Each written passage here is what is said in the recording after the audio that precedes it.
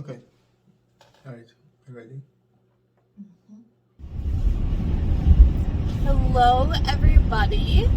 This episode is Mexico City Hot Topics. If you don't already know, we just spent 10 days in Mexico City. We are obviously not there now. But if you want to check out just the regular vlog videos, those are on here as well. But this is us just talking hot topics, right? You ready? Let's do it. So the main hot topic that I feel like we got the most questions about, or like concerns about, was safety. I personally felt very safe the whole time. I think you have to realize that Mexico City, for one, is a huge city, so there's so many parts, and if you're in the right part, it's really, really nice. If you're in the wrong part, well, I mean, I don't know, we didn't go there, but I'm assuming it's not so nice. Right. And again, we were, like, if you watch our other videos, we were there when I believe the US president and the Canadian presidents were there, so there was a heightened police presence. We stayed like a week after they left, so we kind of saw how it is, but there's still a police presence, I feel like. Majorly, yeah. Most places felt safe. Again, like safe from like crime, and it's kind of interesting to talk about what we think crime is. Like when I think of crime, I think of like gunshots and like large scale crime. I mean, I think Not like people stealing your iPhone or some pickpocketers. I don't think. I mean, it is crime, but that's not what I think of. That's not what I'm like concerned about. Right. Like, we live in the US normally, so we're like, mass shooting. Like, you were never worried about that kind of crap. Yeah, you were mostly just like holding on to your like belongings tightly. And like, if they took your stuff, like, you're not dead, so.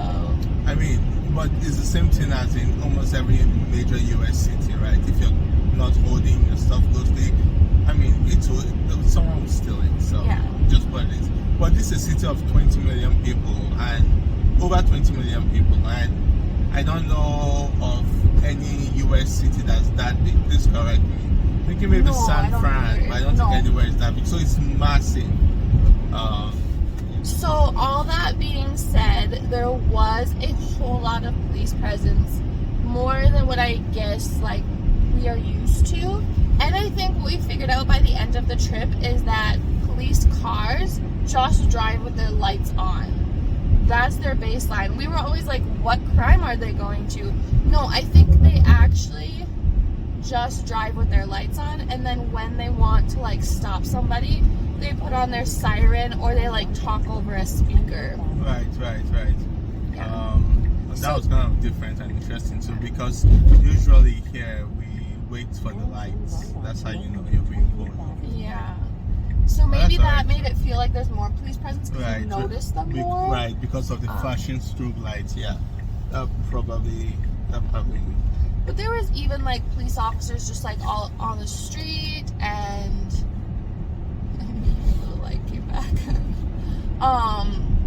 So it was more, but then you kind of like overall you kind of feel safe because there's a large police Anyways, said all that to say that it felt safe. I don't know the numbers per se, but you can imagine for a big city, the city of that size, there will be some crime, of course. But if you stick to the, I don't say tourist areas, but like tourist areas, I think in general will be just fine. So, do you want to talk about, we found I don't know how great of a resource it is, but a helpful resource called Hoodmaps. One word.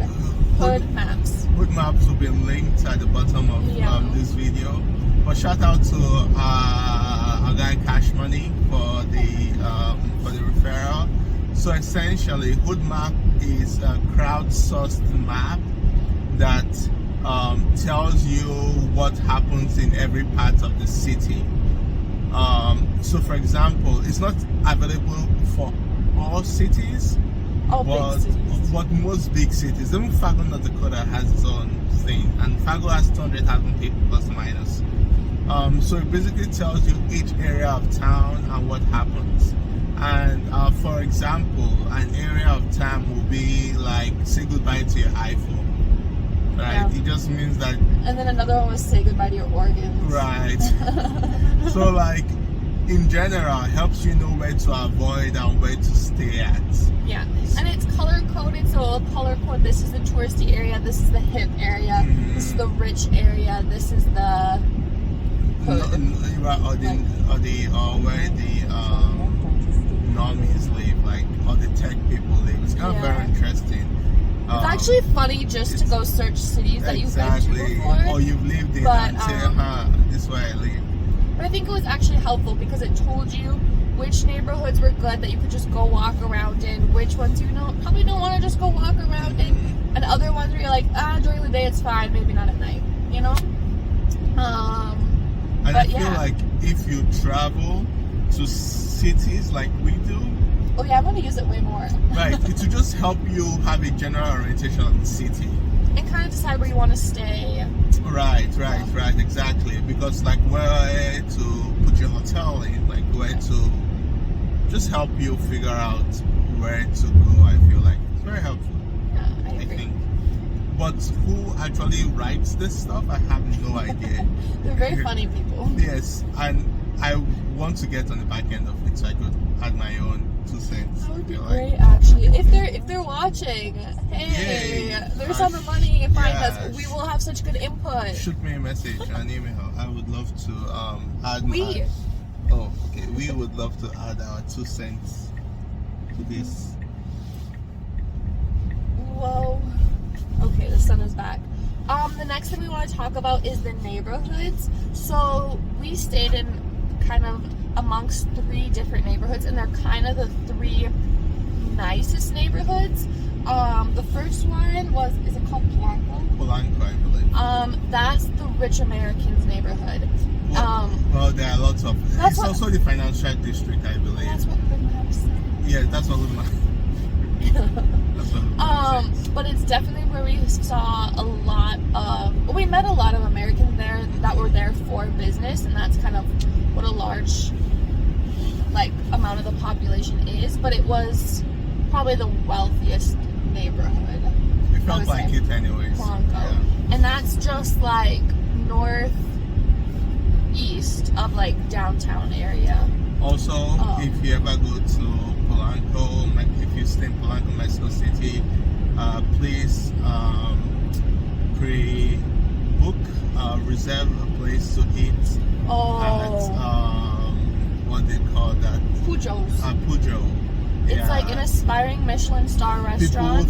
People think it's a Michelin star, but we didn't get in, even though we were there for 10 days. We tried every day. Nobody called out sick, so So book it when you know when you think you're traveling. People say 3 to 4 months in advance. So and reservations around there, you should make reservations because there's a lot of really nice restaurants. They'll all be $4 signs, but but make reservations. Great. So the next neighborhood we moved on to was the Roma Norte neighborhood. This one is quite popular, and you will probably hear a lot about it. A lot of the recommended restaurants are in this area. It's very European feeling. It kind of feels like you're in a street. Barcelona, pretty much. It felt very Barcelona. Yeah, it feels very just European. There's a lot of Italian restaurants, French restaurants, as well as Mexican restaurants, and really good bakeries and coffee shops, and it's known as the hipster neighborhood, so it seems very hip.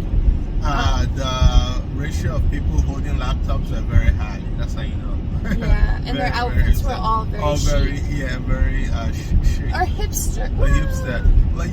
Those quarter ripped jeans and tank tops and baggy shirts. Yeah, they were Air Force Ones. Yeah. That's how you know. Oh my gosh. And then the fake glasses. Yeah, fake glasses, of course.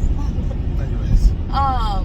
And then the third neighborhood was the, what did you call it? It was where the Andes was. The Calabasas? No, that's completely wrong. God, I don't remember. We should probably pause this and then look it up. Condesa. Calabasas. You're wrong.